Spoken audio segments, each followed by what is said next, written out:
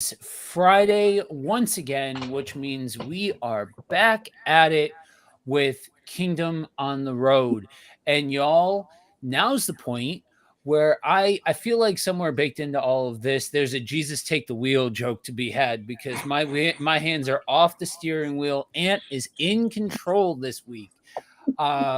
He is going to be the one that is monitoring the chats, moderating this shindig. But I figure I'll go ahead and get us off to a rip roaring start.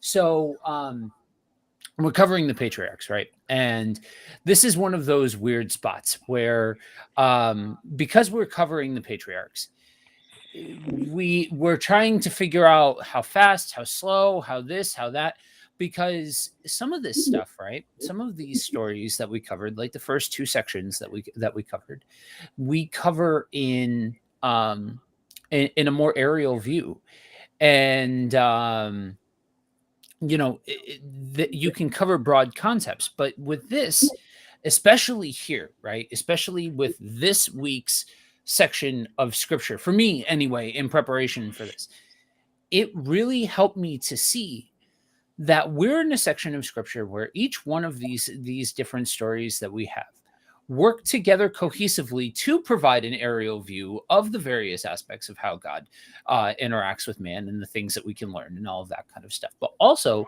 a granular view, because in this section where we're talking about Jacob, right? We're in part 2 of talking about Jacob, and we are in a spot where, some of this came up last week, but the Bible is showing its integrity in really, really substantive ways right now. Because the thing to remember about the Bible, especially the Old Testament, is these are stories that were passed down. Right? That's one of the things that I think, honestly, for as much as we go into the fine-tuned details and the how to reads and really demystifying this Old Testament, I think just that simple fact alone is more than enough meat on the bone to really change the way that some people view the Old Testament, that these are stories passed down from generation to generation. And so with a story like Jacob's, right, by no means are the generations that came before him perfect. By no means. But here, if the Bible's trying to put its best foot forward, right, and only give a glossy representation of humanity, then don't you think, especially with what we're going to read today, that the Bible would kind of let the stories may get changed to shine the best light on the people involved in the story? Before we even get going, Matt, you look like you already got something to say. What? I don't remember. Oh, yeah. I mean, you implied the ant was Jesus, but then we moved on past that. So.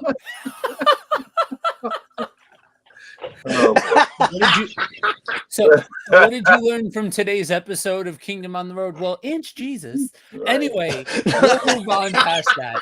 I can see Ant's skin crawling. Anyway, hide me. Oh, foolishness. Anyway, so you get me up this early, that's what's going to happen. Yeah. I mean, what's your excuse the rest of the day? But anyway, so this week we are kicking off about halfway through Genesis chapter 28. And we are picking up with kind of a weird scene, right? We went over last week the dream that Jacob had. It's referred to as Jacob's ladder, right? That's it. There's that word can have a lot of different meanings to a lot of different folks, but it's this but that's where the source of the phrase Jacob's ladder comes from, is from the Bible. And so from that dream, we have communication between God and Jacob. And so, and if you want to go ahead and pull up 28 when you're ready. Do you want me to go ahead and read 13 through 15, or do you want to go ahead and jump in now, Ant? Yeah, you can. I guess you can still read. All right. You want to scroll down for me? Down there. Okay. All right. Cool. Still learning how to drive the bus. So. Yep. All right. So we are in Genesis 28, and we're picking up in verse 13 for those of you guys that are following along. And as always, before we start reading and all of that, good morning, Epic. Glad to see people in the chat. Absolutely chime in, questions, comments, concerns, any of that sort of stuff. Y'all, we cannot begin to tell you how helpful it is to hear from you guys as we go through this stuff, because it gives us an idea of when to hit pause, when to hit the gas, all of those kinds of things, because we're doing this as a tool for you guys. And so that feedback is invaluable. So we are picking up, like I said, with verse 13. And behold, easy for me to say, the Lord stood above it and said, I am the Lord God of Abraham your father, and the God of Isaac. The land on which you lie, I will give to you and your descendants. Also, your descendants shall be as the dust of the earth. You shall spread abroad to the east, or to the west and the east, to the north and the south. And in you and in your seed, all the families of the earth shall be blessed. Behold, I am with you and will keep you wherever you go, and will bring you back to this land, for I will not leave you until I have done what I have spoken. So, what do you guys make of, this is the first substantive opportunity that Jacob has had of direct interaction, right?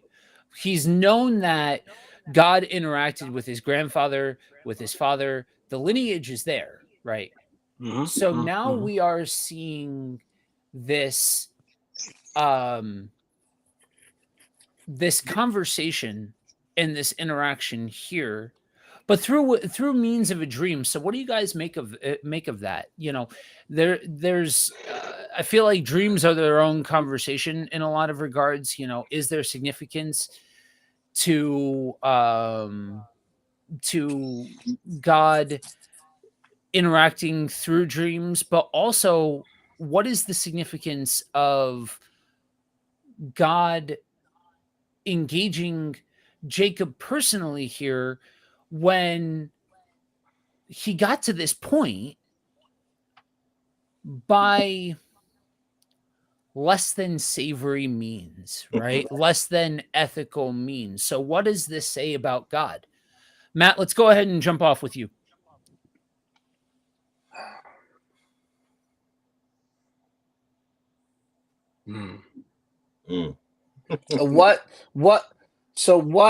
What happens just before this? Like, where are we? You'll go ahead and scroll up it. I'm just thinking context wise. Yeah, that's a good spot to. Let me go. Okay, so he's left he's left home and he's on his way to Haran. Mhm. So I think there's that element too. So before this point, he's still been basically living in Isaac's camp, right? So from a covenant perspective, if you hold to that sort of thing, Jacob was still under God's covenant with Isaac.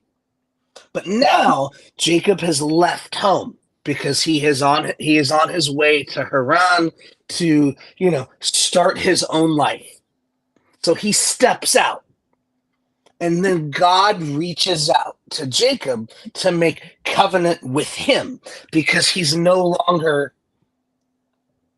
he's under the covenant with Isaac, but he's not, right. God is establishing a personal connection with Jacob because Jacob has left the home of his fathers. So that's what I see. So, he was under Isaac's blessing, under Isaac's covenant. Now he's left. So God wanted to reach out and establish that connection with Jacob. You're not just blessed because of Abraham and because of Isaac, but I am with you.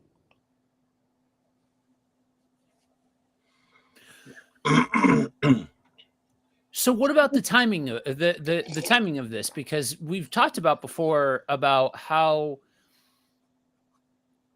this is something that last week, maybe the week before, we had discussed the means in which Jacob got to this point. So how does this reflect God that even though we see Jacob showing his humanity in spades getting to this point, that he is still stepping out and God is meeting him? So, if Jacob was already God's child of promise, right? Here's the thing. God is going to do what God is going to do regardless of us getting in the way. So I think, Jacob was going to leave home and he was going to meet God either way. It's just, it's a much more interesting story because Jacob did all of this subterfuge and all of this deceit before we get here. And God still says, you know what? I decided in eternity past that I was going to covenant with you. So, gosh darn it, I'm going to covenant with you. I just got a mental image of God being like, gee, Willikers, guys, we're going to go ahead and do this anyway.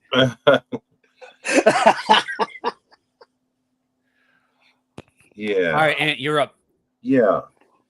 I agree, Matt. I think, when we think about this question, why is it significant that God interacts, with Jacob here, connecting him to the family lineage, even though the way he got here could be considered as not ethical, not the right for way. sure.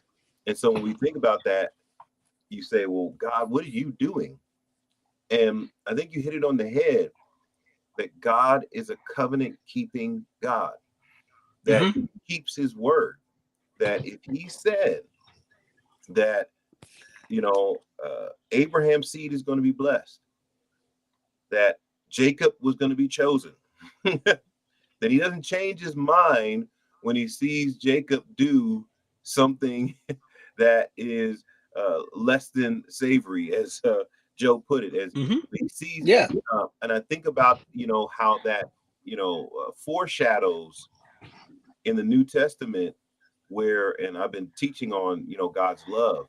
And I think this connects to God's love, is that while we were yet sinners, Christ died to demonstrate his love for us. He didn't wait till we got everything together, then said, okay, now I can die for you. and we can be connected. No, he says, even though you're in sin, I'm dying for you, and I'm showing you that my love is for you no matter what. I had to put that up there.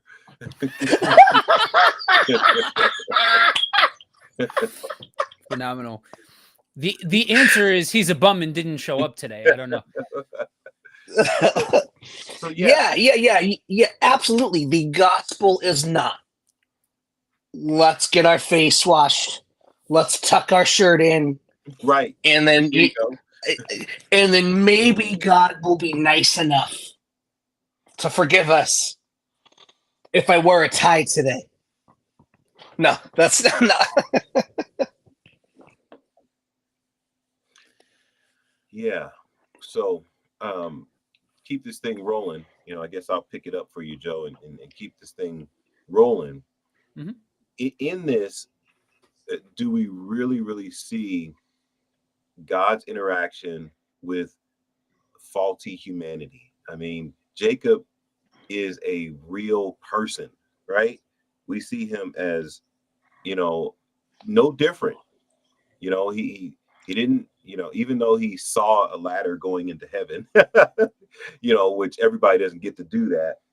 But this individual himself is flawed just like any one of us. What does that say to us when it relates to having a relationship with God? Because I think so, back to that point, some people think that we have to be perfect, we have to do everything right to have this relationship with God. But Jacob here shows us that a real human being with real flaws has a relationship with God. Mhm. And I'll pick on Joe. Joe, what is that? What is that? You know, what images did that conjure up for you? Seeing this relationship with all of Jacob's flaws, he is still favored by God here. So I've said before, and I'll say again, one of my favorite, and quite possibly my favorite hymn of all time is "Amazing Grace,"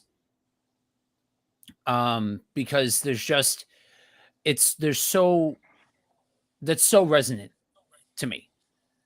Um, and when I go back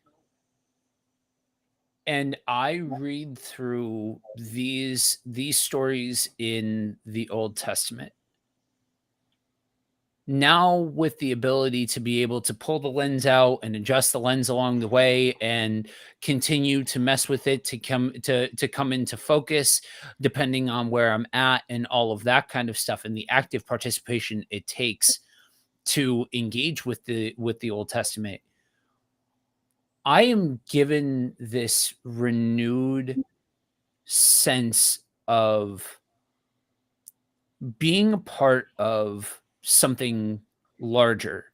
And that to me was even more like that's a true statement for me normally, but in prep for this and going back and reading this section of Genesis, I was like, man, I really hope that we camp here for a second, because I really think that even though there's value in the context and the cultural context and understanding how this affected Jacob and all of that kind of stuff, if we understand the cultural context of it, then that automatically turns the light to us in a modern context, because God is the same now, then, and forever.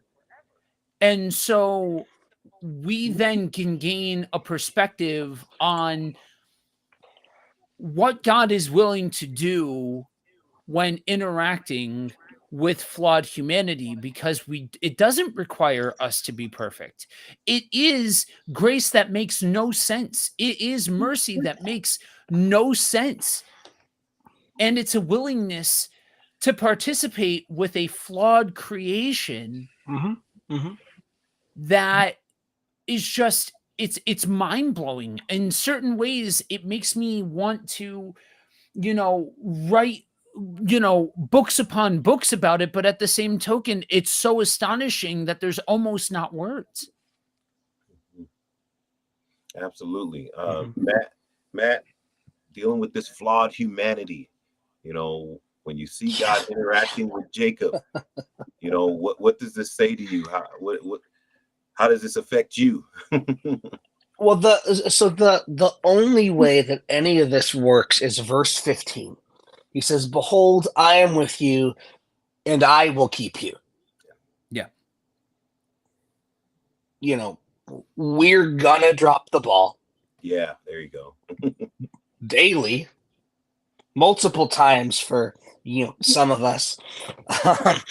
But God is with us, and God keeps us, because we've talked about before on this stream that the active participant in God's promises is God.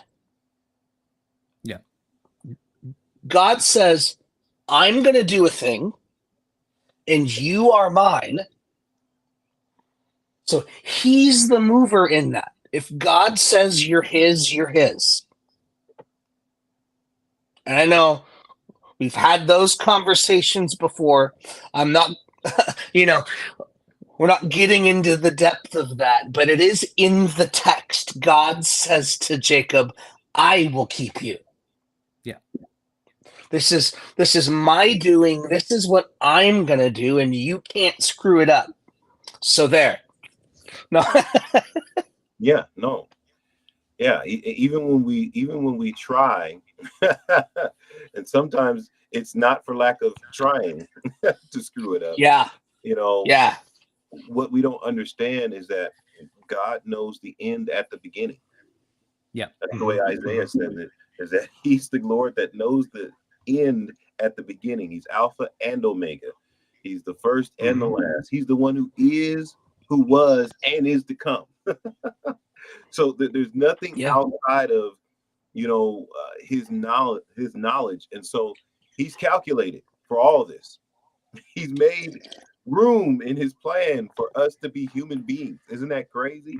You know, uh, so I love both of you guys' answer on that, because I think it's reassuring. Yeah. Because even in a modern day sense, people are trying to get it right. That's all we're ever trying to do. We want to get it right.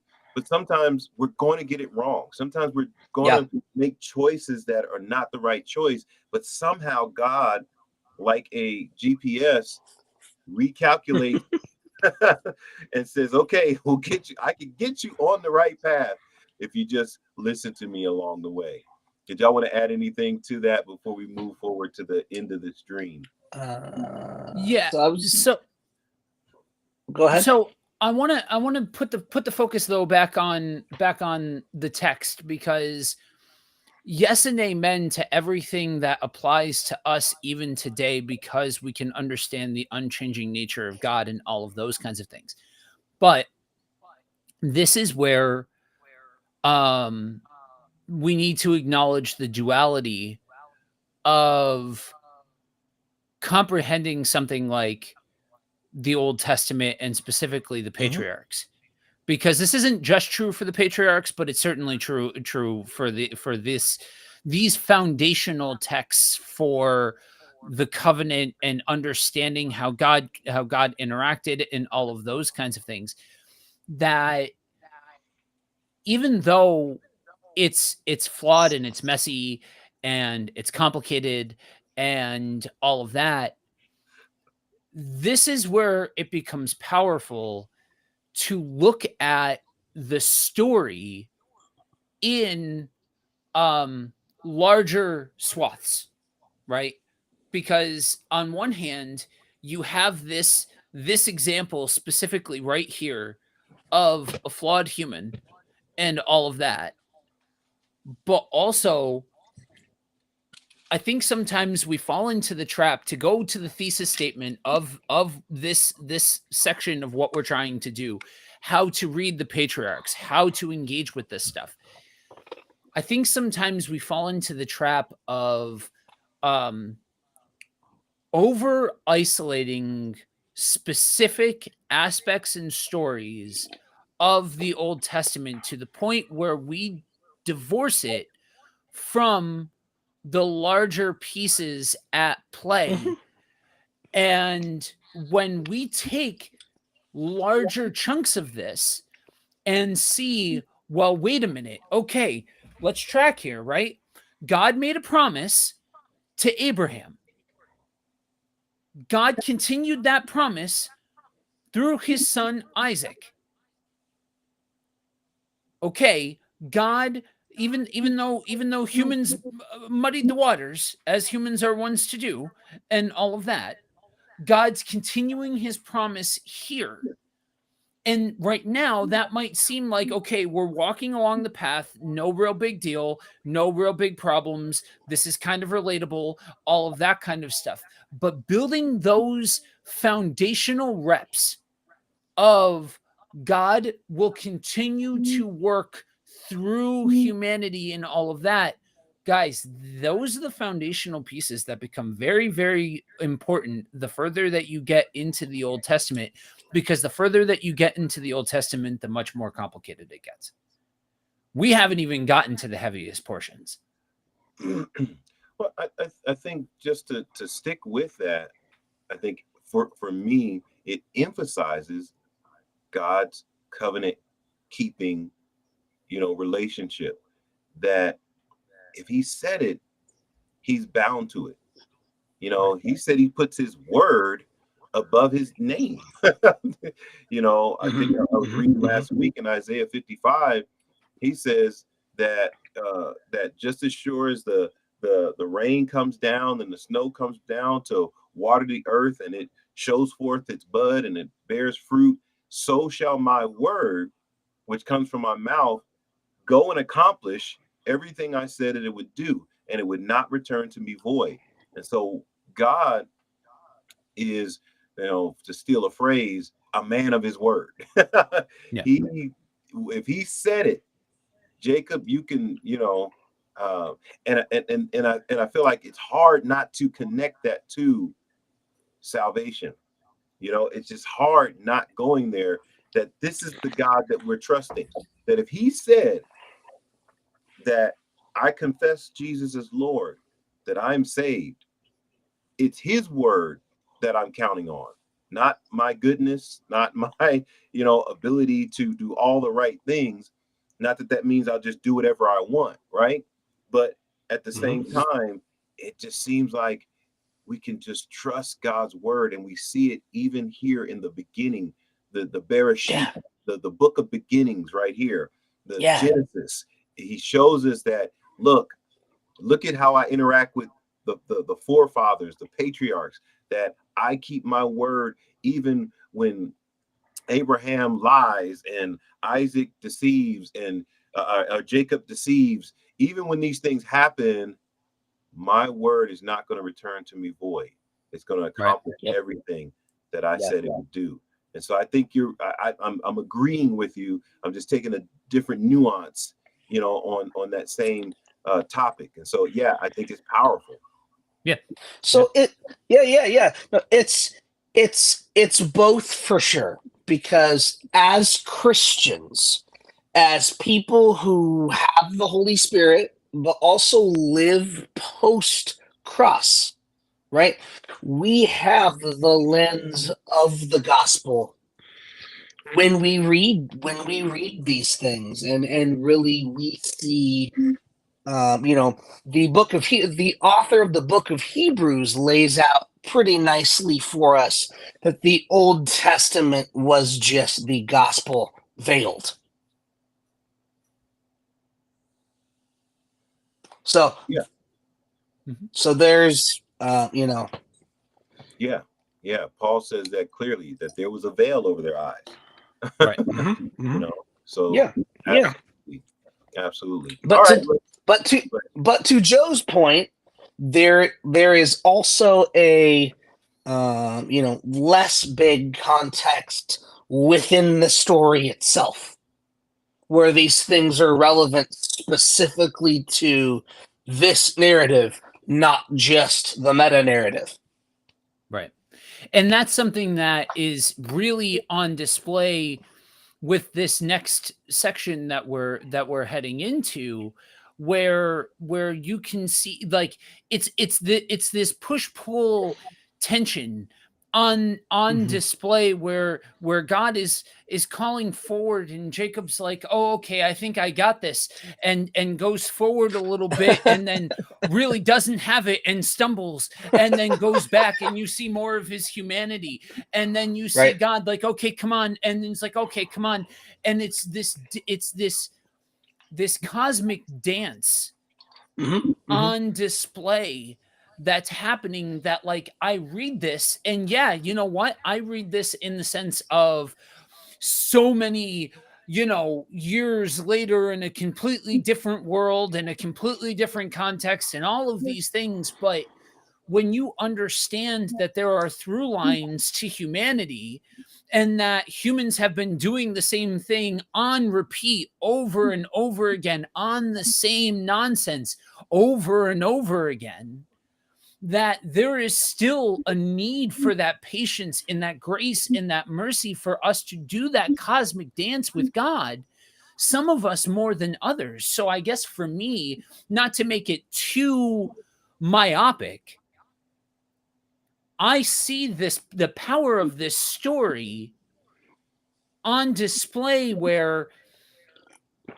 I do see that wide angle view, that continued through the generations view, and that gives me hope for generational concepts, and continued faith, and all of those kinds of things, but also to the individual life as well. So, but before we move on, let me drop into the world of the text here, and really just get you talked about the continuation of Abraham's covenant, but I want to give us, like, it's in the text view, but it's also a more long term also. So if we start from Genesis 3, that's God's first promise. He said, right, and like you said, Joe, when we started this thing, right, these are the stories. These are the stories that were passed down orally before they eventually finally got written down. Right? So they all knew the story up to this point. It was their lineage to pass these things down, right? So Genesis 3, God says, your offspring will crush his head. Now, obviously, we know, because we're post-cross, we know the ending. We know that's Jesus. But let's stay in the story, right? So then Seth comes. Is he the promised one? Is he gonna, right? Nope. So he goes on. The line of Seth takes us down through Enoch and some others, right, to Noah. Now, Noah again. We talked about this veiled gospel thing. So he was a messianic type. He did save humanity from God's judgment, but he's still not the one, right? He didn't crush the serpent. So let me go from Noah to Abraham. God promises Abraham, you'll be a father of many nations, right? He has Ishmael. He has Isaac. Isaac is the child of promise. Okay, so Abraham is thinking, okay, is he the one that's going to do the thing? So because these stories are passed down, so every time they have a child, they're asking themselves, okay, is this the promised one? They've been asking this question since Adam and Eve, right? So then Jacob comes, and that's where we're at in the covenant currently. God just covenanted with Jacob as he leaves the cover of his covenant with Isaac and moves out on his own. So we're going to continue to see, is this the one? Throughout the Old Testament, as the story unfolds, that's the background question. Every generation. Okay, is this the one? I just wanted to add that background. Yeah, I think that's I think that's great to kind of lead up to this particular point.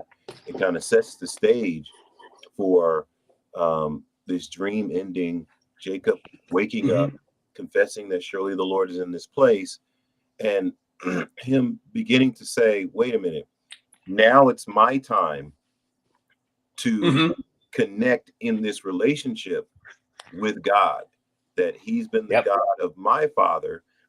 Now he's my God. And I think this is where this connection happens, and this dream ends, and Jacob seems to make a bargain or a deal with God here.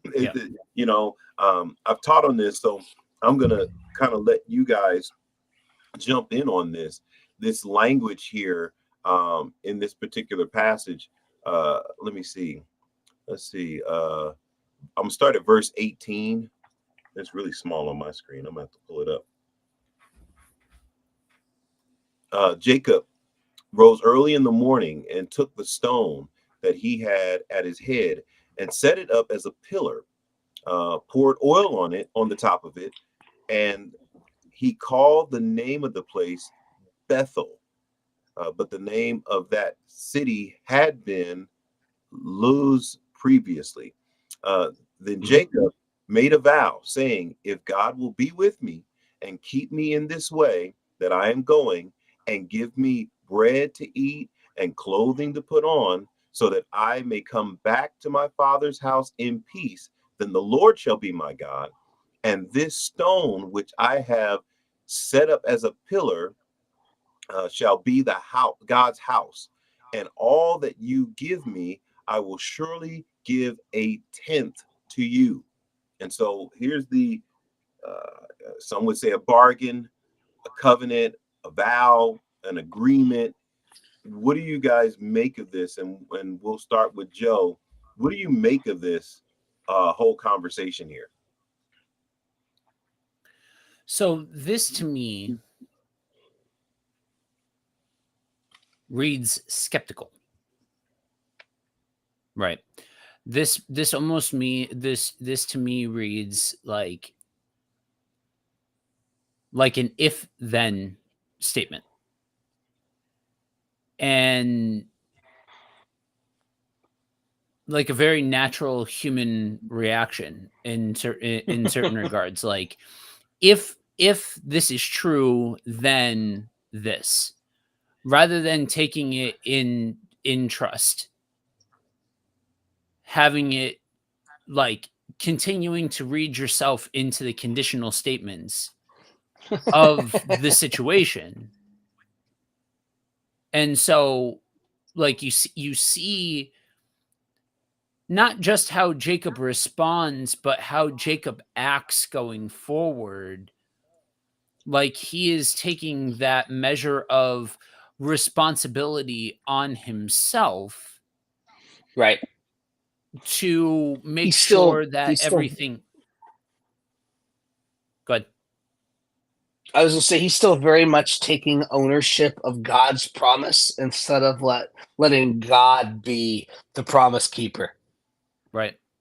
I almost wonder if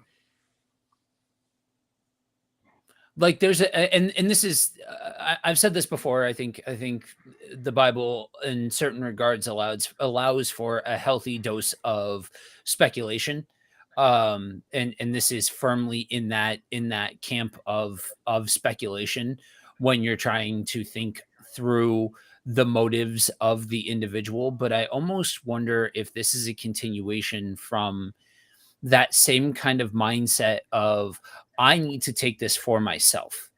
It is my responsibility. This, that, like, kind of taking the bull by the horns in certain regards that we've seen already on display and brought about through those less than savory means.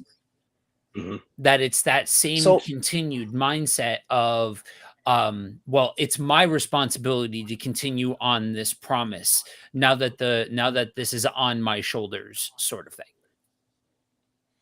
So there's that aspect, but also I think, and this is something all three of us are going to resonate with, right? Because here, right, God had said, "I am with you, and I will keep you," right? But like up to this point, Jacob's life has been defined by his struggle, the fight, right, to get to where he is. And now God is saying, you know what? I'm going to keep you. Jacob doesn't have a place in his mind to receive that because he only knows how to fight.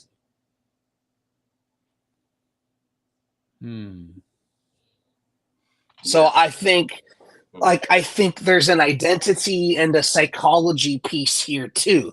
Jacob doesn't know how to not have that conflict, because you hit that point in your life where, like, maybe it's only a day or two, or maybe it's a season, but things are right for a minute, right? I don't know what to do with myself when that happens, because I'm so used to fighting and grinding and like all the things that suddenly when I don't have to, it's like, who am I? Because we become so identified with the struggle. So I don't know if, again, this is all speculation, but I don't know if that's a piece of the puzzle here for Jacob too. Yeah, I think those are those are valid takes. But I would say that you kind of stay with the culture here. This language sounds like it fits the culture. It is covenant language. I think Joe was pointing that out. Yep. If you will, then I will. That actually happens throughout the Old Testament. Right. Like the entire Old Testament is built off of this language. Even Deuteronomy chapter 28. If you obey the voice of the Lord, right, and do all that I command you, then this will happen. And he lists all the blessings and then all the cursings. If you do not obey the voice of the Lord, then this is what will happen. So this is that covenant language here that Jacob is not making not striking a bargain with God, but making a pact with him that we are now covenant. We are now together in this. So my fate is tied to your goodness. Whatever happens to me will show who God really is. Right. So he's basically because later on, and it's interesting. I don't know if hopefully we don't want to dive into that because that's a whole nother string. The whole piece, right? Later on in Malachi, God says the same thing to the Israelites. He says to them, he says, try me in this and see, won't I do this? If you would give me that 10th, I will bless your people. Well, it seems like Jacob, it was the first person to even have that language of, I'm going to try God. I'm going to test him in this. I'm going to tie my fate to his goodness. If he's the God of my fathers and forefathers, and he says he's going to be with me, then I'm going to go ahead and we're going to see, and I think that can be taken one of two ways, right? It could be taken as genuine, right? Or it could be taken as more of the same of what we've gotten from Jacob. And I think that's what Joe was pointing out, is that is he running another scam? Is he, Is he trying something, or is this genuine, especially after what he's just experienced? Where Right. he said, surely the Lord is in this place, and I didn't know it. So it's almost like, is this the moment where something in Jacob is beginning to change, or is it the same old Jacob? So I'm glad, Joe brought that nuance out, because it's something that I wouldn't have thought about, right? I wouldn't have seen it from that side. So I like that he brought that out, because it asks that question, it begs that question. Is this Jacob just doing another, running another game, or has he begun to change? Is he turning into the true patriarch and father that will be of many nations, the Israelite nation? So very interesting takes on this. I like our different personalities as we look at this. And that's one of the things that I hope for to turn the perspective a little bit and look down the barrel of the camera to the audience for a second. I really hope that with what you guys just saw, in the fact that some of what was said, like Matt said some things that got me being like, that's interesting, Right. because I've never looked at that angle before. And Ann said some things, and there was back and forth in the realm of speculation a bit, while still concreted to the culture, the text, proper execution on the text, and all of those kinds of things. So don't be afraid to ask questions. Don't be afraid to push against the walls of the text a bit, in an effort to more fully understand what's going on here, because I think sometimes it can be intimidating to do that with scripture, especially with Old Testament, because there is so much that goes into the cultural piece of this, because it was so long ago, and it was an entirely different society, an entirely different time, without the same level of historical record keeping that even the New Testament has. We can look back to the New Testament with a measure of cultural context and confidence in that, just by sheer volume of how things were documented and all of that kind of stuff. And so with something like this is prime opportunity to be able to say, okay, this is there's some things where, like, hey, what about this? What about that? As long as you understand that the questions that you're asking aren't, they're speculation for a reason. You're not going to find a chapter verse for what it is that you're saying. And as long as you don't try to do gymnastics to find it, Right. cool, go for it. Like, ask questions. That's what leads to healthy to a healthy relationship with the text. Yeah, I definitely agree, because like I said, and I'd reiterate, these are all our takes on it, but what we should be doing is taking, the Bible at its word. This is what it is. Anything else, like you said, the Bible is silent on. So, we're kind of just using our spiritual imagination, to have a conversation here, but to keep this thing moving, that covenant that he makes with God, because that word Bethel actually means house of God, right? Bethel, that's literally Bethel, right? House of God. He basically is saying, you know what? I'm gonna make this place sacred. This is going to be a pivotal bus stop in my journey. This is a milestone in my journey, and I want to make sure that it's understood and it's known what this is, because I think at the end of the day,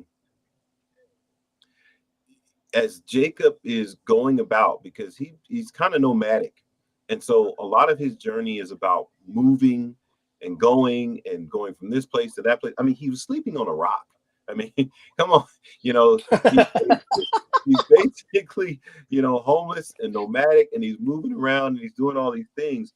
But his entire existence is built off of this journeying from one place to another. And when we get to chapter 29, he begins to focus in on building a family, you know, looking to, because I think the word that was given to him, either from his father or his mother, is to go to the land of Laban, which is one of their relatives, and find a wife, right? And so that's what we find in chapter 29, where Jacob ends up meeting Rachel. And so I'm going to kick it over to Brother Matthew to kind of give us a little bit of a summary or overview of what's going on here. What is Jacob doing? So in short, right? Laban is Jacob's cousin. He is Jacob's uncle, and he's about to be Jacob's father-in-law twice over. Okay. So Digest that. Right. Right. But okay. So where'd it go?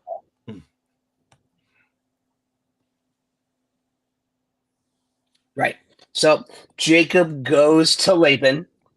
So right. So post flood, right? We got Noah. So if we go back to Shem. There's a few generations, and we get to Terah. Now, Terah was the father of Abraham, right? We already know that guy. We went through his story, and then so Nahor and Harlan were Abraham's brothers. Harlan was the father of Lot. We've heard about that guy. But Nahor, he was the father of Bethuel, who's the father of Laban, right? So really, these are all people of promise through Shem, right? They're all Semites. As opposed to the Canaanites or the descendants of Canaan, the descendants of Ham, right? That were cursed, that are all around them in the lands surrounding this, right? So Isaac sends Jacob to Padan Aram, where the Shemites live, to keep it in the family and not bring in any cursed blood. Yeah, I mean, like you said, if you really, because we're dealing with blessings, dealing with blessings, and we're dealing with curses here as well. Yeah, and so because the Canaanites, as descendants of Ham, are under Ham's curse. Yeah, and I think that's interesting in the ancient world, how that thought process was. Like you said, this is about blessings and it's about cursed. It's about trying to stay away from intermingling with these people and that people. And so that was their reason for staying within their family, is because they're staying within what they believe is the covenant, is the agreement, is that this family is blessed. Now, through Shem, right, we get Abraham and all of the rest of them. So they've got to keep within what we now call the Semites, right? Right. They've got to keep it Semitic.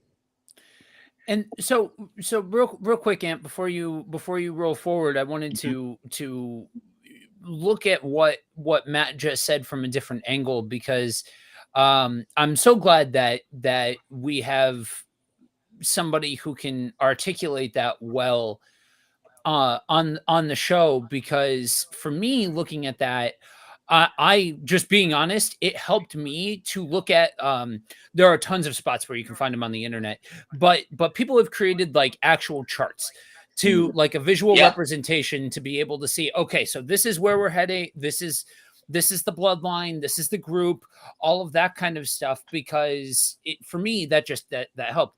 But Yeah. it's when you unpack the methodology of what they're doing and the reasoning behind what they're doing, it's this fascinating amalgamation between a spiritual take, like the spiritual aspects being closer to the surface than I think we really understand in the modern West, coupled with Mhm. that covenant. If you do, like, I'm playing, like, we have to play by the rules. We Right. have to we have to follow the contract, if you will, to use modern language. You know what I mean? In order for this to work out. And it's this weird combination of the two that you start to see in these ancient peoples when you can look at, okay, so here's the line, here are the people. Oh, wait, this goes back to this person that, yeah, I heard about that guy. Yeah, we read about that guy, which I love the way that you describe it, because you sound like you're telling a story about the guy down the street in New York. Like, listen, this guy over here. Right. And that guy. Yeah. We've talked about these people. We know who they are. Yeah, exactly. And if you So- haven't, you can find the entire backlog of Kingdom on the Road over on the YouTube channel. Right. So, so this whole deal with Jacob and Rachel seems to start out as kind of a like a romance novel.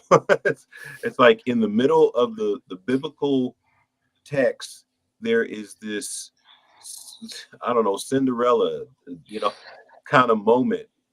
And lo, she was the most beautiful thing I'd ever seen. Right. No, I mean, seriously, it kind of reads that way as you're reading through it. And I don't know if we want to actually read it, or we want to summarize it, or how we want to do it. But at this particular point, Jacob just falls head over heels for Rachel. I mean, so much so that there's kiss, there's tears, there's there's all kinds of things happening here. Why do you guys think that this is necessary to be in this passage? Why is that necessary in the passage? So,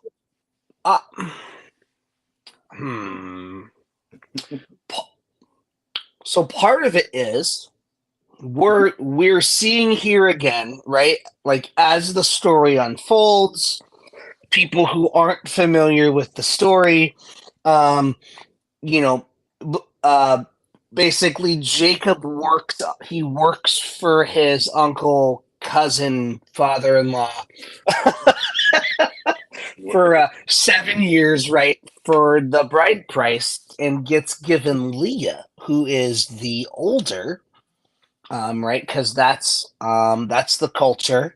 And then he's willing to work another 7 years for Rachel, who was beautiful. What we're seeing here again, right? So Jacob, now obviously Jacob and Esau were twins, but still Jacob was the younger. Right. And Rachel is the younger.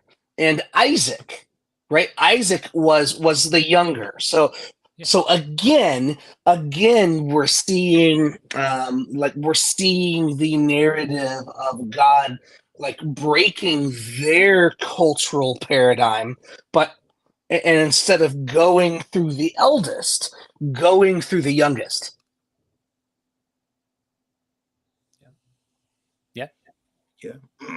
Yeah. Now, let me, if you don't mind, let me contrast that that take very, like, yes, this is another example of that theme and that through line being evident here. Let me talk to you about a different perspective here.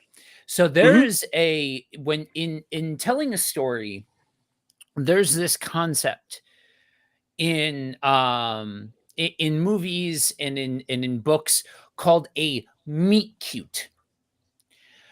it's this idea of when the love interests meet for the first time. And so this to me reads like a weird meet cute between these two. And if we go back to this idea of these are stories, they are. These are stories that were passed down, and we're gonna unpack. Matt touched on the tip of the iceberg as far as the sheer mammoth amount of drama that we're like. This puts days of our lives to shame with what we're gonna read here. And so but in order to get there, in order to understand the people at play, to understand this unfolding story of Jacob, who by the time that these stories are being told across these generations, this is Israel, this is Jacob, this is one of the patriarchs. And thus through the conversation, this is Rachel.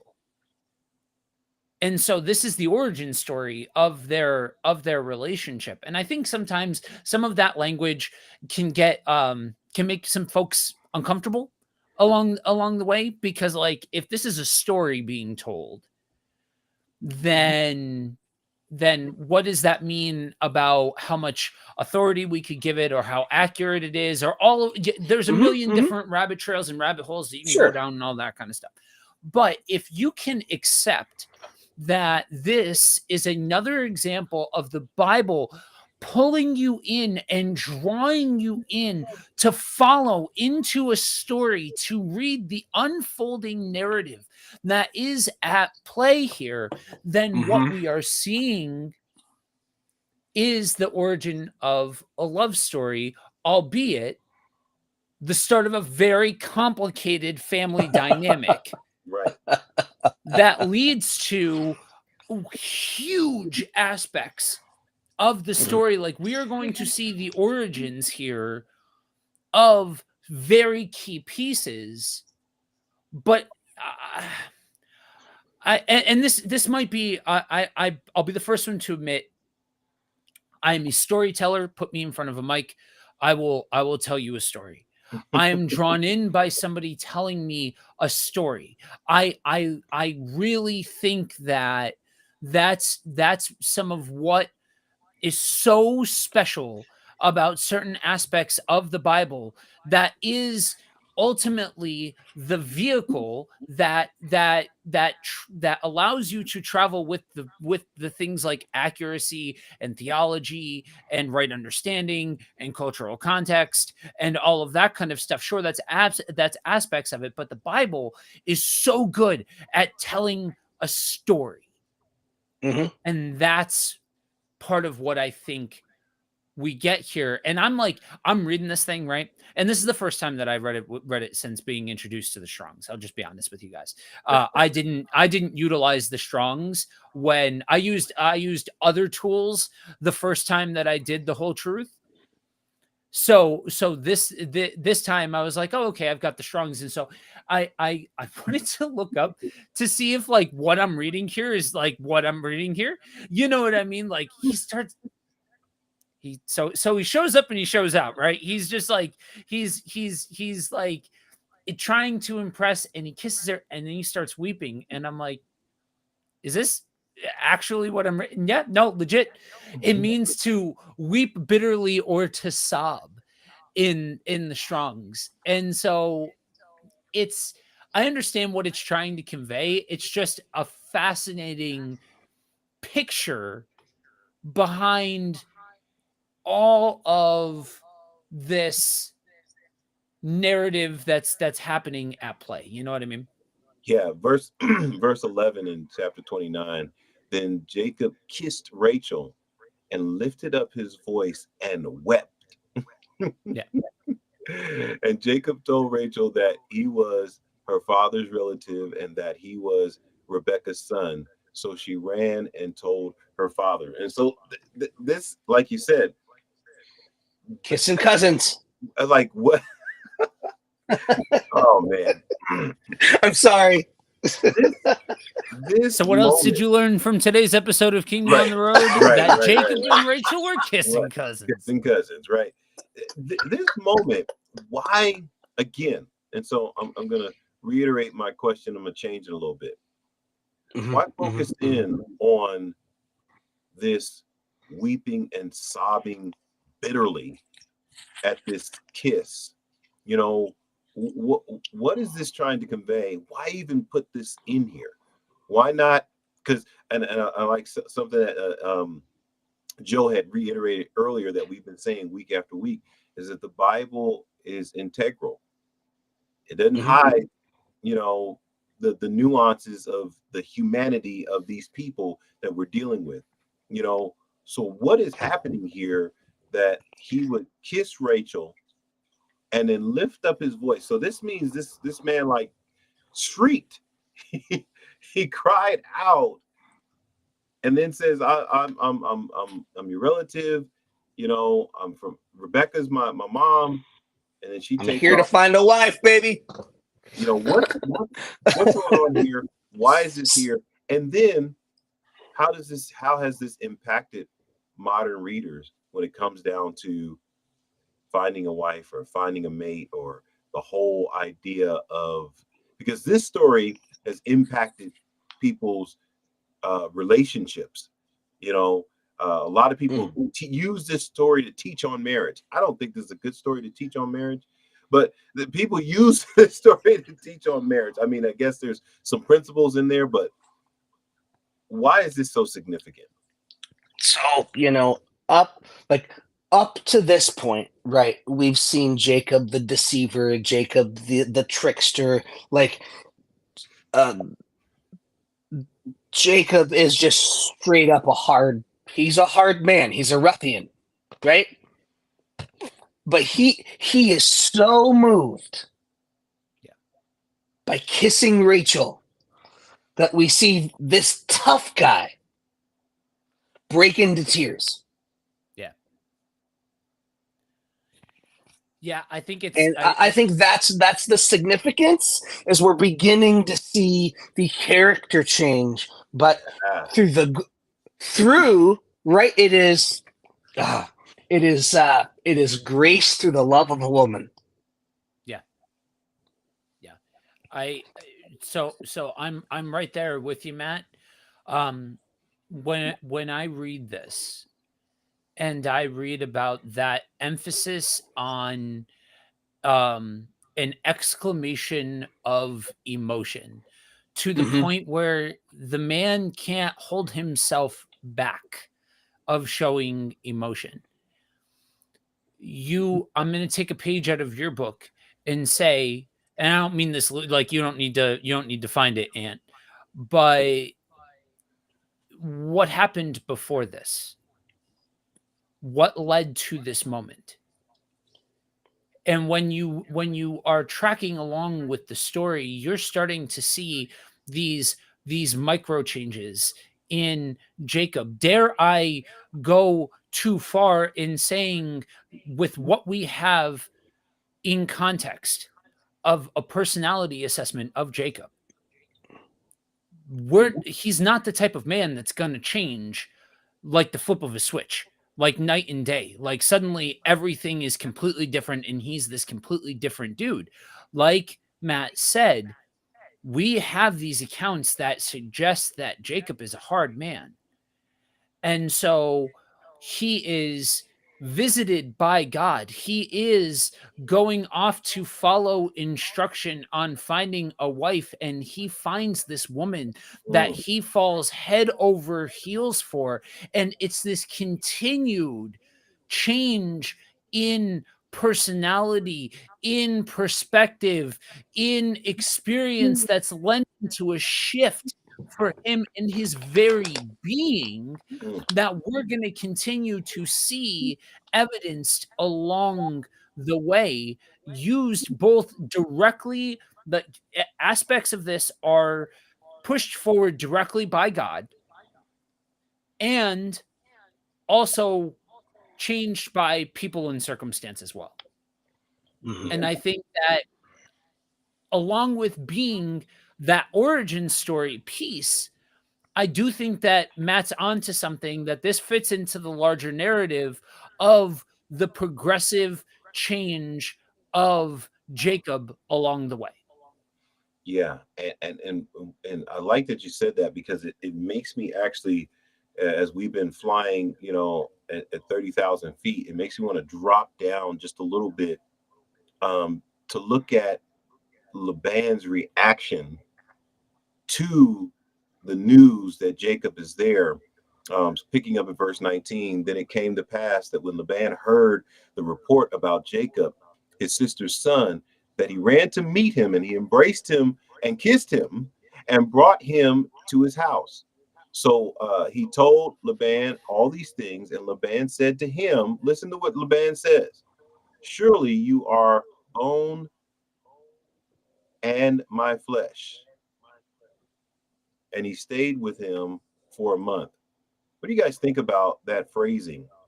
That surely you are my bone and my flesh. Because we've heard that before.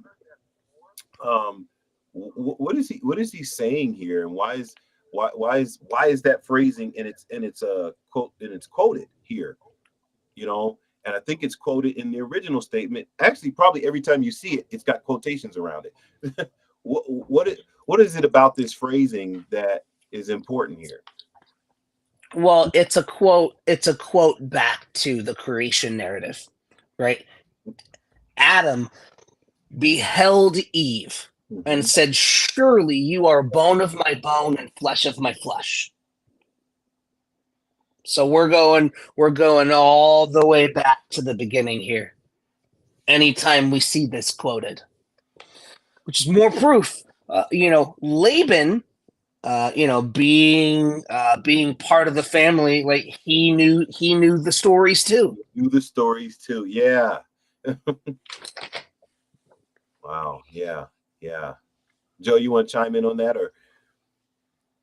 Yeah, I mean, I think Matt hit the nail directly on the head, that with the Bible being a hyperlinked text, we don't need to go from the New Testament back into the Old Testament in order to see that. We can see that right here, just 20 some chapters, and I say that tongue in cheek, the 20 some chapters thing, because that's inconsequential. Yeah. But even just within this book, in this time period. Yeah, I love those type of small connections, that when you're carefully reading through something, because I'd never caught that before, and I've read through this, but us reading through this and kind of walking through, because I was going to fly over it, right? We're just going to fly over it, and it kind of caught my attention, like, wow, there's another connection back to the original, or back to the beginning.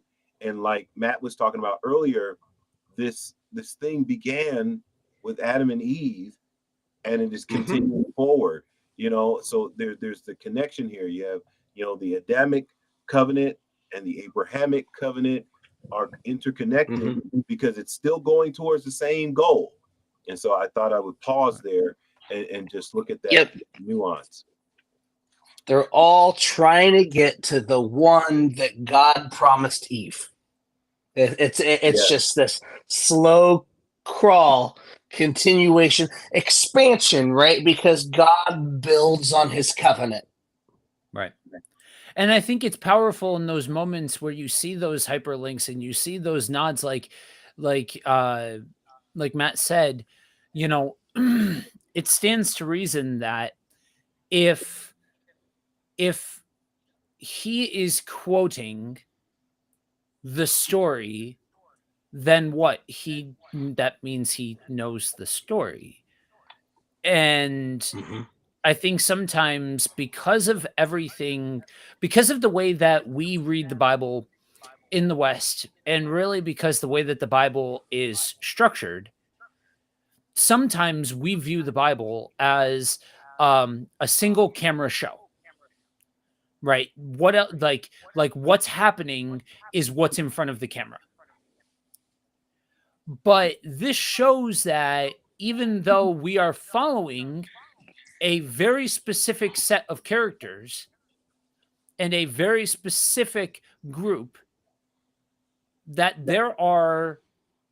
these stories are being passed outside of just what's happening on the page, that there are larger things at play happening. And I wanted to just take a look real quick while you were asking that question. I'm like, I wonder if that's something that gets pulled out in a lot of, like, if you look up commentaries, there's a couple of them that pretty much, if you Google, such and such a verse explained, you're going to hit the same 3, maybe 4 commentaries pretty universally. And all of them pretty much just state this as an acknowledgement that they would have known that Rebecca married a wealthy and distant relative of the family. So it's that, yeah, this is an acknowledgement of family and all of that kind of stuff. But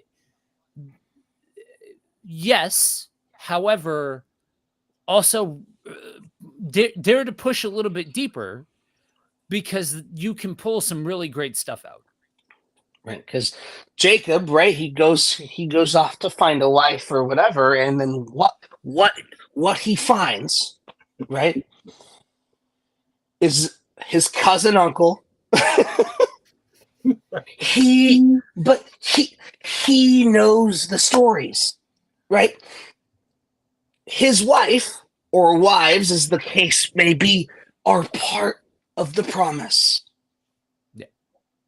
They are part of God's established peoples. Like you said, Joe, there's other, like, it's not just the patriarchs. Sure, that's the primary line where we get Jesus and all that stuff eventually, but there are other players around that are part of this covenant story. And we don't get to see, like, all of the extra stuff, because it is, as you said, for the most part, a single lens story. And that's why I'm glad that we're taking the time to, we hadn't through at the very beginning, but we've started pulling in, even to the extent of the wives and the ancillary characters around the patriarchs. Even that is a small scale version of what it is that we're talking about, that it's more than just the patriarchs. There are other people involved, and that concept is blown up as we start to look at the extended family and different things like that. Yeah, so let's pick it up here, because I think we want to dive into the significance of this meeting, because there's some tricky stuff that happens here. And so in verse 15, then Laban says to Jacob, "Because you are my relative, should you therefore serve me for nothing? Tell me, what should your wage be?" Now Laban had 2 daughters. The name of the elder was Leah, and the name of the younger was Rachel. Leah's eyes were delicate, and Rachel was beautiful of form and appearance. Oh. Now Jacob loved Rachel and said, "I will serve you 7 years for Rachel, your younger daughter." Let's pause there. What is this about? What is the significance of serving his cousin uncle? You see what you do, Matt? You see the things that you started. I am well aware of the influence that I wield. Go ahead, Matt, dive in there. The serving the cousin uncle for 7 years. So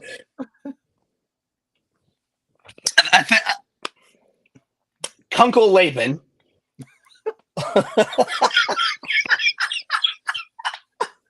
nonsense. Love it. So because you are my relative, should you serve me for nothing? For nothing. So obviously there had been some discussion prior about, hey, you know, I inherited a whole lot of nothing from my dad. Can I come work for you? Because you're family and you know the story and you're part of the promise. I'm I'm not working for those people. And then sure, so we see the continuation of the off-screen conversation. Sure, but because you're my relative, should you serve me for nothing? Right. We're told there's two daughters. The older is Leia, of the younger Rachel. Leia's eyes were delicate. A lot of translations here say her eyes were weak, which just means that she was not attractive. But Rachel, she was hot. She was beautiful in form and appearance. And Jacob loved her. And so I will serve you 7 years for Rachel, your younger daughter, right? So we are seeing the emphasis here in the storytelling on God again, using the younger before the older, right? The second over the first, because the first shall be last and the last shall be first. Interesting. I see the wheels turning, Joe. What you got? So I guess, and maybe this is the biasness of me being a business owner and me seeing those aspects of it, but it almost seems like to me, Yeah, bring that. You know, it feels like Laban is playing the long game. Like he's already well aware and already like opportunistic, I guess is a word that comes to mind when I read this. Like he's thinking several steps ahead and recognizing what's happening here. And like, you know, I get the picture of, you know, you go with your hat in your hand to somebody and say, hey, you know, can I come work for you? Oh, sure. No problem. What do you think? You know, and it's this inviting nature of family, sure, but far from no strings attached. Like this seems very pregnant with a lot of subtext that there were things happening behind the scenes that Jacob was walking straight into. Oh, yeah. Laban marked him for sure, which is interesting. I think that's more that I think that's another piece to the story here too, because up to this point, Jacob's been the con man. Yeah. He's been the deceiver, he's been the trickster. Apparently, it's a family trait. Right. Yeah. And what's interesting, and I'm glad you brought that up, Joe, is that Jacob is so enthralled by Rachel that he never sees this coming. He never saw this coming. Verse 19, Laban said, it's better to give her to you than that I should give her to another man. Stay with me. So Jacob served 7 years for Rachel, and they seemed only a few days to him because of his love, the love he had for her. Then Jacob said to Laban, give me my wife. My days are fulfilled that I may go in to her. Wow. Right there in the text. Laban together all the men of the place and made a feast. Now it came to pass in the evening that he took Leah, his daughter, and brought her to Jacob, and he went into her, and Laban gave his maid Zilpah to his daughter Leah as a maid. And so it came to pass in the morning that, behold, it was Leah. And he said to Laban, what is this that you have done to me? What is it? Not for Rachel that I served you? Was it not for Rachel that I served you? Why then have you deceived me? Why have you deceived me? This is, yeah, we're getting into soap opera range here. Oh yeah. Before we even get to the other stuff, like we're already way into the soap opera realm. So two things that I wanna that I wanna pull out from this portion. One thing that off air you two have both have heard me say in spades, but I've said it on the air as well. Every single person, doesn't matter who you are, doesn't matter how long in the tooth you are, doesn't matter how long you've been a Christian, doesn't matter. Everybody's got a blind spot. Mm. That is human nature. Everybody's got a blind spot. And con men or people who are streetwise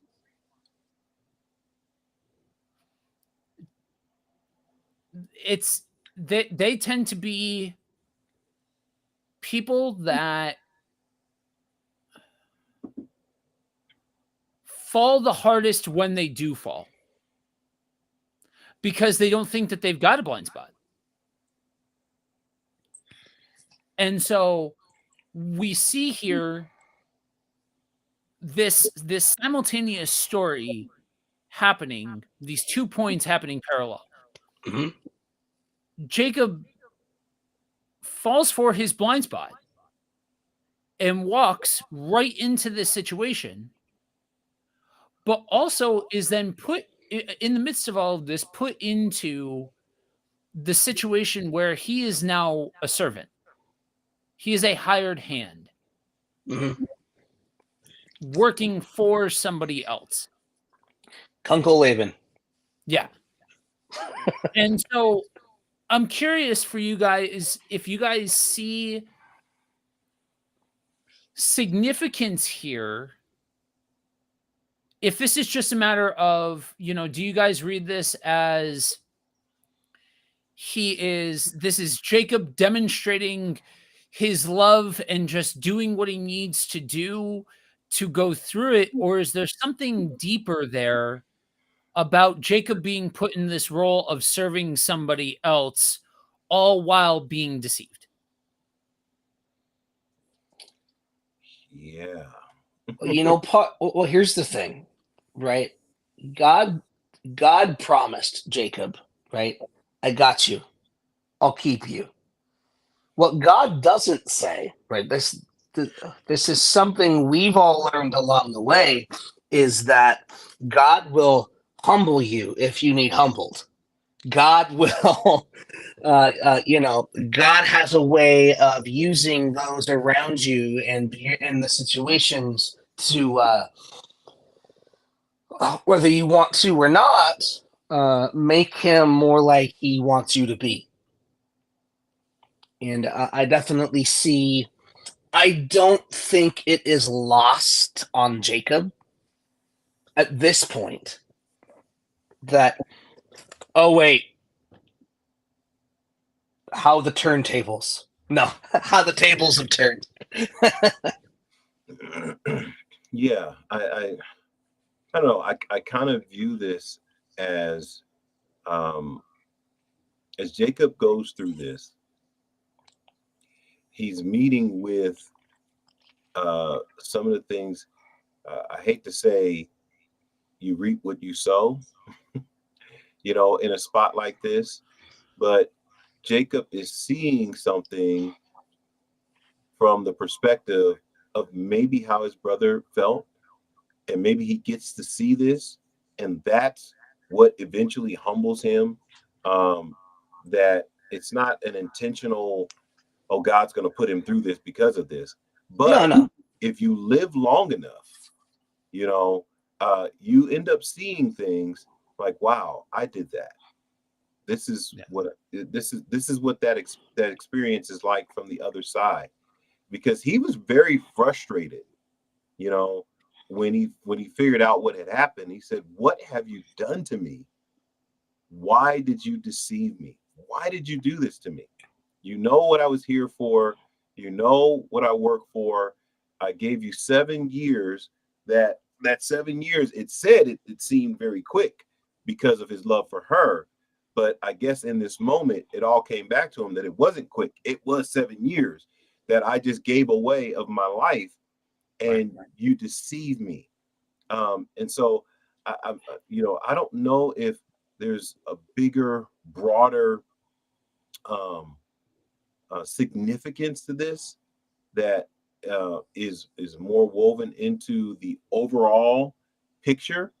Right. But I just looking at it, I wonder if he recognizes, because we're going to get to at some point him meeting up with his brother and how he felt about that. And I wonder if this plays a role locked into his mind, like, wow, is this what it felt like? To be So there was like that. There was something you said, and this is part of why I asked these questions, because one of the things that I came across in prep for this is this idea that there is a prevailing thought that God put Jacob through this. Yeah, I don't. In a to you, it's pure happenstance that you use the same exact turn of phrase that prevailing thought uses, but I know that you're using it differently. Yeah. So this isn't me turning around and using your words against you or anything like that. But they use this term, you reap what you sow, to try and say that, oh, Jacob did this. God's going to put Jacob through this. Right. So he can learn a lesson in humility and in what this feels like and all of that kind of stuff. And that, to me, I can appreciate that life lessons teach lessons. Right. Life events are the things that are the building blocks for learning lessons. We talked about this at a couple of different points. We just didn't say it exactly like that. I'm saying just in the last hour and a half, we have touched on that in several different points. That being said, though, there's still a bridge too far that we have to be careful not to cross, that we're not putting words in God's mouth. Right. That don't belong to him. Right. And I agree. And I'm glad you said it that way, because that by no means, and me, as far as my theology, I do believe that God knows everything that's going to happen, and there are certain things that God's hand is directly on, right? But it doesn't rob people of their choices and their free will and their ability, to, make decisions that then when they look back on these decisions, they can say, man, that sucks. That man, if this is what that felt like, man, I need to tell my brother I'm sorry. And I'm adding to, this is not in the text, this is just me talking, but I just it's very much implied in the narrative, though. I think later, as we do see his interaction with his brother, like he's scared for his life. He's like, my brother's gonna kill me. Right. And if this is what he felt, then he's gonna kill me. This is horrible, because I think about his reaction. I match this reaction with the original kiss, right? the kiss and the sobbing, and man, he's like, man, I've found something, I've accomplished something, this is great. And then 7 years later, after putting in all the work, to find out, wait a minute, that's not her. Why did you do this to me? Why did you do this to me? Why would you deceive me this way? I think this is just, important. And then Laban says, okay, because this happened, I'm gonna verse 20, 26. And Laban says, it must not be done so in our country, to give the younger before the firstborn. Why didn't you say that in the beginning? Why did you agree to that? Why did you? But it goes back to what you said, Joe. He saw an opportunity. Yeah. I'm gonna get at least 7 years out of him. I may get 14. If he's totally got this guy pegged. He saw him as a mark. Like he wants Rachel so bad that I got him. So verse 27, fulfill her week, and I will give you this one also for the service which you will serve with me still another 7 years. Man, this is tragic almost. It's tragic almost. So with this happening, with this going on, Jacob, of course, because he wants Rachel, he submits to this. He doesn't run from this at all, right? And so he submits to this. Things go forward. Now he begins to have children, and there is a lot going on here with. So you have wives, and then you have handmaidens or maidens is what they're billed as. And so you've got the wife and her maiden. So both Leah and Rachel have a maid or maiden or whatever you want to call it.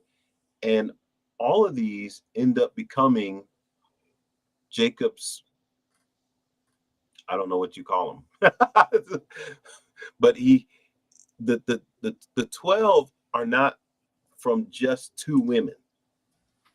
Right. They're actually from 4. And so I see Matt going through his information. You want to kind of put this together for us, set this scene for us? Actually, I had a work thing come up, so I wasn't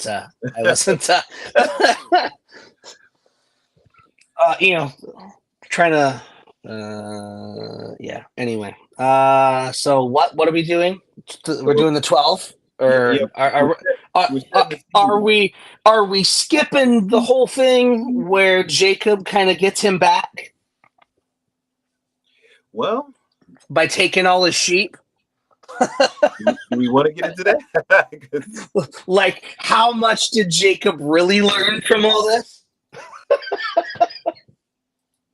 So, if I'm not mistaken, and you guys can tell me if I am, I think that happened after this. Yes, that's after that. Right here, we're going into him fulfilling the 7 years, the second 7 years. Okay. He fulfills the week. He fulfills that, and he gets Rachel.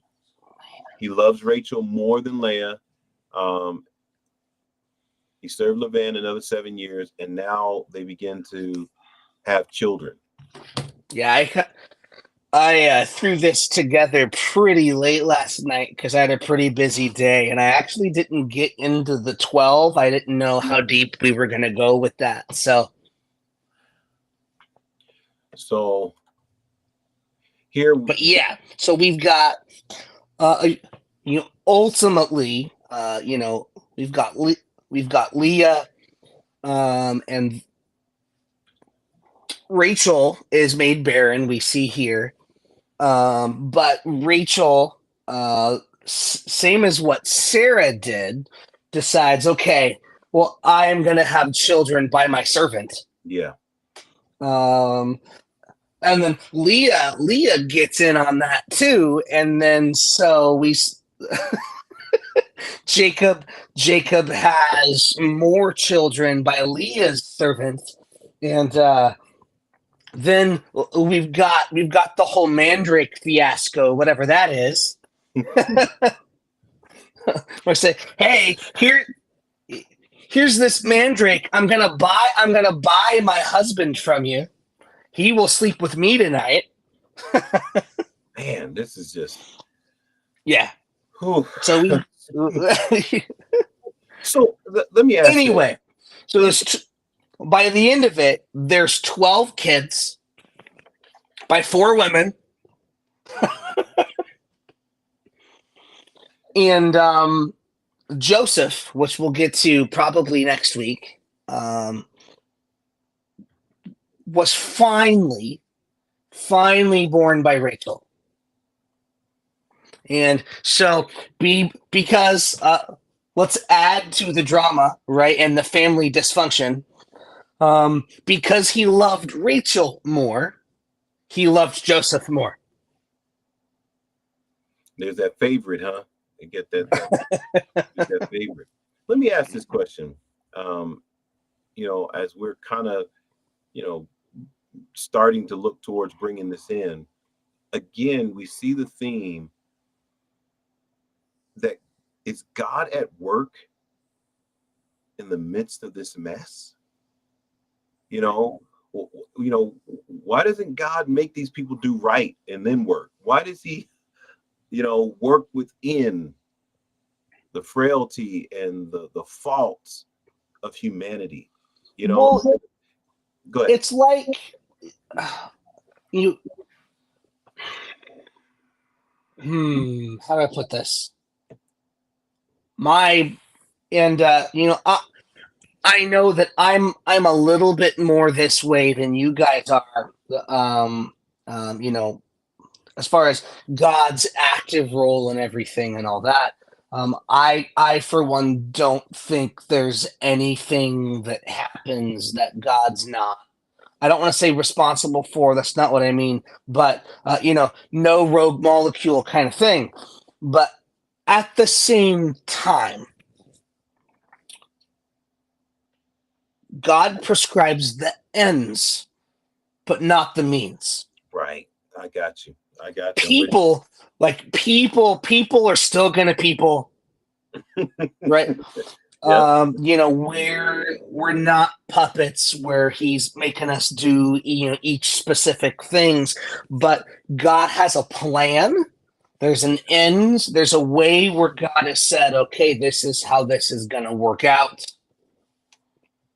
But it's the means, right? It's the in-between bits where people get to people. And but God's not gonna let their mistakes foil his covenant, right? Because he has made all of these promises. So if I could jump in before I have to bounce off, Okay. I would correct something that you said, Matt. We might use different language. We might emphasize different aspects, but I would go on a limb and I guess if I'm wrong, you can feel free to correct me, but you and I have been doing ministry together long enough that I really don't think I'm wrong, that we are all on the same page, that God is not surprised by our actions. Right. God is not caught unaware by the things that we do and all of that. So I would say that we are exactly on the same page as far as, and I like the way that you put it, Matt, that God prescribes the ends not the means that for the ends. That's profound. Now, again, you can take those and you can say, okay, I'm going to emphasize the God is in control portion of it. Or I'm going to emphasize the fact that in the midst of all of that, people can make choices and people can choose what they're going to do. That doesn't mean that it surprises God, but people can make choices. It doesn't matter what aspect of it you emphasize.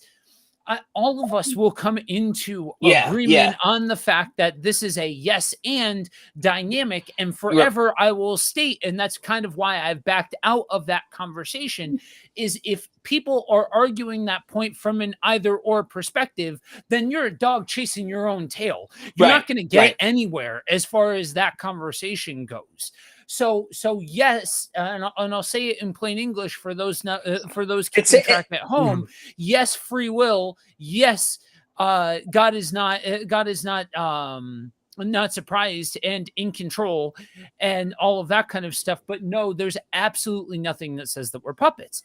So that being said, though, in the midst of that, like having said all of that, laying that groundwork, one of the things that really I guess stood out to me is when you are reading through each aspect of the bearing of children, the unfolding story that's happening. Yes, these kids by these different women, and you can take these broad strokes and say, yeah, God is working in the messiness, because if God wasn't unwilling to work in the messiness, then nothing would happen. Right. Because humans are nothing but messiness.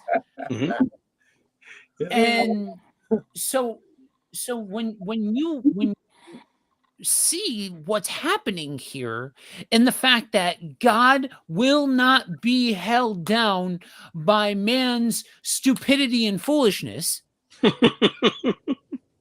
that, well, wait a minute.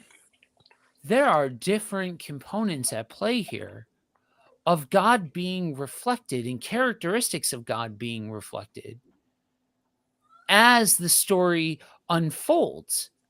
Right from Jump Street, we see that Leah is not the favored one, that she is rejected by Jacob in all of this, that obviously Rachel is the preferred wife. And to the point, like I said earlier, where Leah literally has to bargain for the love of her husband. Yeah. Right. And but we see God working in that, in showcasing love to the rejected. Love to the one that is less than. And so there's this powerful idea at play here that, we're not here reading about Immaculate Conception, guys. Like, you might want to put the kids to bed before you start reading this thing, because this is a whole lot of marital relations happening. Yeah. I mean, it's pretty plain English. What's going on? And Jacob's a busy dude. Jacob's a busy dude. And so let's do that mandrake.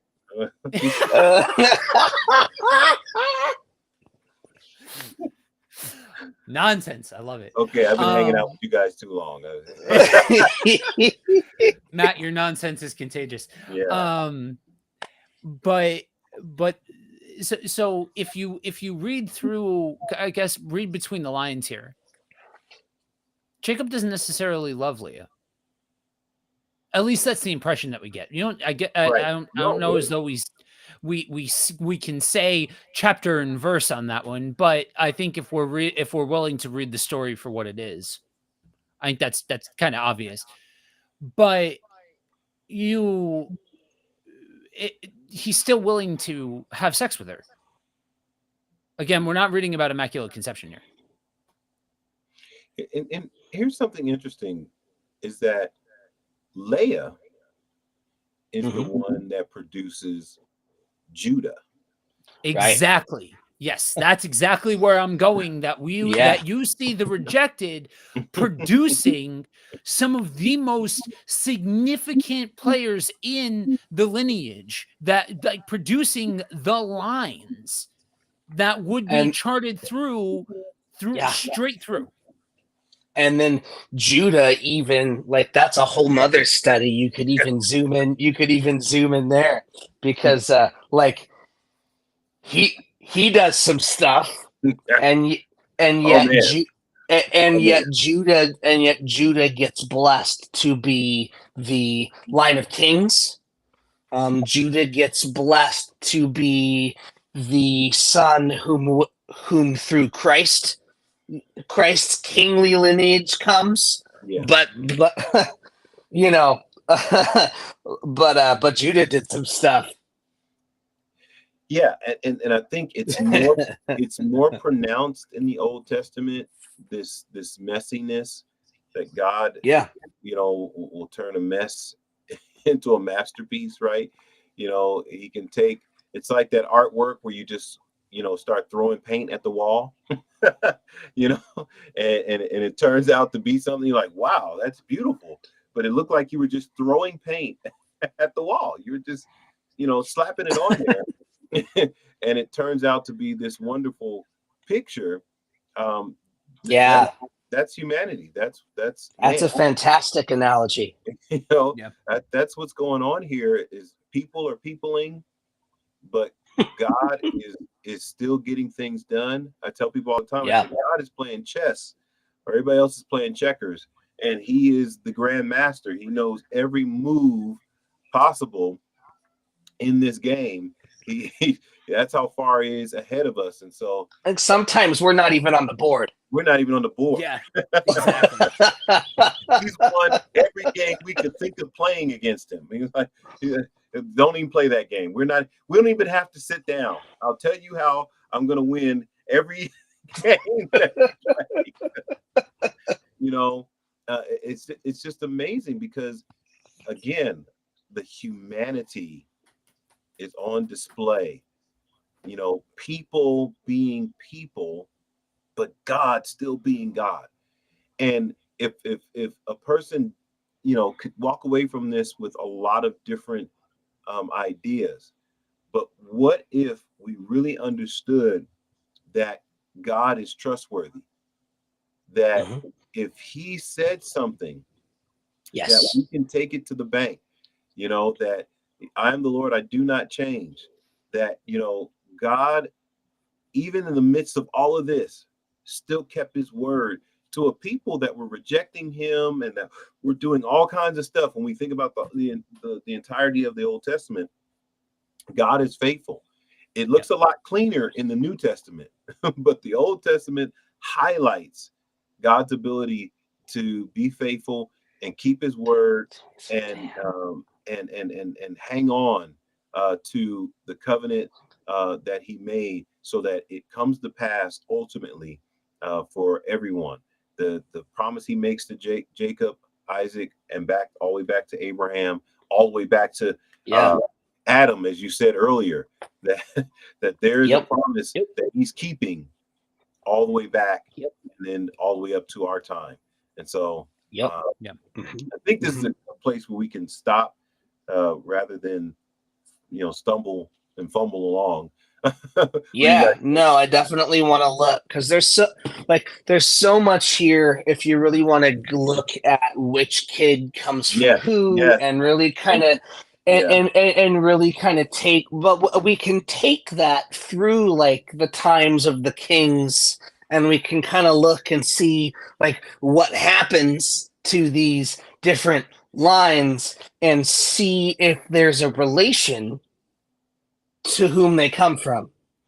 I've never done that before, so that'll be interesting to see if there's correlation there.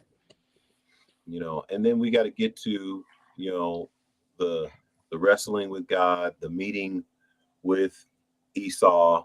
There's some stuff that, again, there's no way that we have time to grab that at this point. Yeah. So what are some things that you guys want people to walk away from this conversation as far as our listeners? So with this, I would challenge readers to take the time to thoughtfully walk through the text. Take the time to read the origins of these tribes, these people. Sit in the story and allow for the messiness, even though it is messy, even though it is a different time. And with Jacob, yeah, there's more. There's going to be another part next week. This might end up being a 4-part series on Jacob. I don't know, but there are tentpole moments that are easy to miss because they're messy or because they're dealing with subject matter that almost feels a little inconsequential. But building your understanding here will help you further the intimate relationship that you have with the text going forward, and thus your intimate relationship with God. Like, yes, in the midst of everything that I just said, there is a line too far of making the Bible the fourth person in the Trinity and all that kind of stuff. But understanding what's happening in the long term helps you in an aspect to better understand God. Now, I say that in an aspect pregnant with all of the aspect of like everything that I have to say about relationship and supernatural and experiential and all of those kinds of things. I will never be the type of person that says that the only way that you can hear from God is through the Bible. No. If Andrew were here, I'd ask him to hit the buzzer. But that doesn't mean that we discredit the stories that we have. It doesn't mean that we don't take the time to really understand what's happening here, especially because the Bible does take the time to give us this whole unfolding soap opera and narrative. Matt? For me, it's really just God as a covenant keeper, right? Despite our mess and our foolishness and our bad intentions and all of those sorts of things, right? God made promises.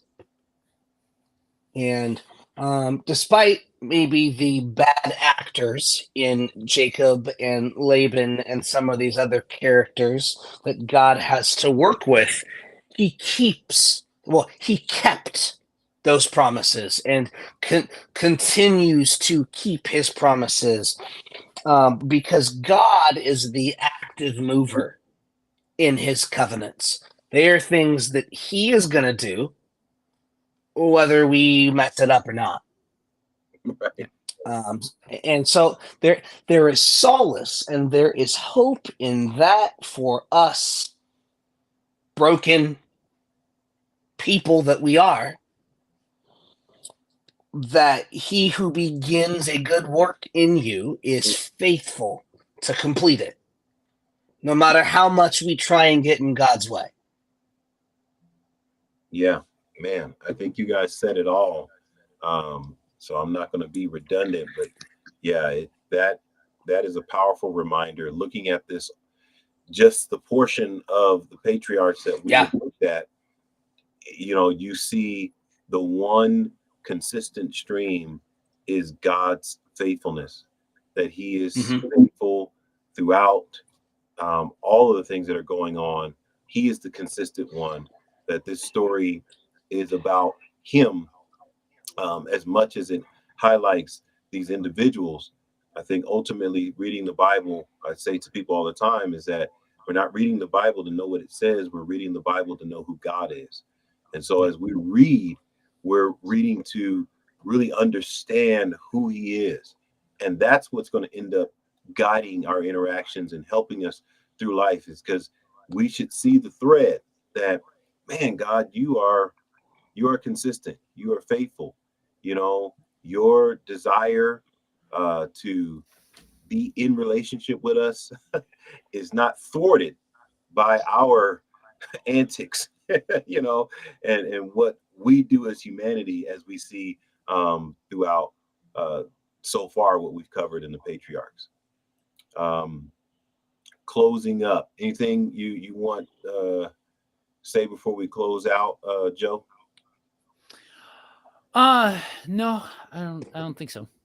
All right. Well, we're gonna say a quick word of prayer, and then we're gonna sign off. Thank you to you guys that were rolling with us for this 2 hour session. Um, Please chime in your comments, your questions, if you just want to say, "Whoa, wow, oh, that's interesting," just drop it in the chat so that we can interact with you guys. As you can see, streaming at the bottom, it says join the conversation. Jump on in at any time. I don't know if you guys are able to from where you are. Probably some of you are at work listening, or you're riding, and so don't be afraid to jump into the conversation. All of us would welcome your interaction. And so let's pray. So, Father, we just thank you for this time. We thank you for this opportunity to dive into your word, to interact, to fellowship with each other around the topic of the patriarchs, and specifically Jacob this week. And God, we are so thankful for your faithfulness, that you are a covenant keeping God, that you're just faithful throughout, even the messes that humanity can create. God, you ordain the ends and you allow us to fumble through the middle. And so, Lord, I just pray that we would seek your direction and your guidance, that we would be more aware that, God, you know the end at the beginning. So why don't we trust you and trust your plan, and not try to do it our own way and try to create our own path, but look at what you've already shown us, and follow to the best of our ability. We're not going to get everything right. And we know that you have contingencies for our mess ups, and you've already worked those into your plans. Nothing surprises you when we do certain things. It doesn't catch you off guard, because you are God and God alone. And so, Lord, I just thank you for these two gentlemen, and their heart and their desire for people to grow in the word and to hear your word, and to for people to build a deeper connection with this relationship with you as God, our creator and our father. And so, Lord, I just thank you and praise you for this. I pray, God, that this would bless those that would hear it maybe even later on, and that anything that we said that was inaccurate, Lord, correct us, show us where we need to go and how to correct it. Lord, we thank you for this in Jesus' name. Amen. Amen. All righty. All right, y'all. As we wrap up here, I want you guys to remember two very important things: that you are prayed for, and you are loved deeply. Go forward this week unafraid to engage with the text, ask the questions, wrestle with it, because God will meet you there. All right. God bless you.